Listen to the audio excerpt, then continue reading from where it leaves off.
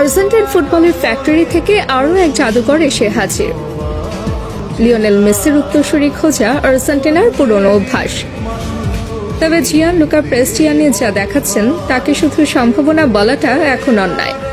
Real মাদ্রিদের শক্তিশালী রক্ষণভাগকে সেদিন নাচিয়ে ছাড়ার পর বেনফিকার জার্সিতে এই তরুণ তুর্কি আবারও প্রমাণ করলেন কেন তাকে নিয়ে ইউরোপ জুড়ে এত শোরগোল। প্রেস্টিয়ানির খেলায় ফুটে ওঠে সে চিরাচরিত আর্জেন্টাইন লা পাউসা আর আধুনিক ফুটবলের বিধ্বংসী গতি। তার ওয়ার্ক রেট দেখে মনে হয় পিচের ওপর 4টি ফুসফুস নিয়ে দৌড়াচ্ছেন। রিয়ালের বিপক্ষে তার সেই আউটস্ট্যান্ডিং রূপটা ছিল ট্রেইলার, আর বেনফিকায় তিনি এখন নিয়মিত সিনেমা দেখাচ্ছেন। খেলার স্টাইলে আছে গতির সাথে বুদ্ধিমত্তার মিশেল। সবশেষ ম্যাচে তার ইম্প্যাক্ট ছিল চোখে পড়ার মতো। প্রতিপক্ষের টেরায় হানা দিয়ে তৈরি করেছেন একটি নিশ্চিত সুযোগ, আর গোলমুখে নিয়েছেন 6টি শট। ফাইনাল থার্ডে 2টি কি পাস দিয়ে ব্যাটে ব্যস্ত রেখেছেন ডিফেন্ডারদের। কেবল আক্রমণ নয়, 3টি ট্যাকেল ও 8টি বল রিকভারি জানান দেয় তার ওয়ার্ক রেট কতটা ভয়ঙ্কর।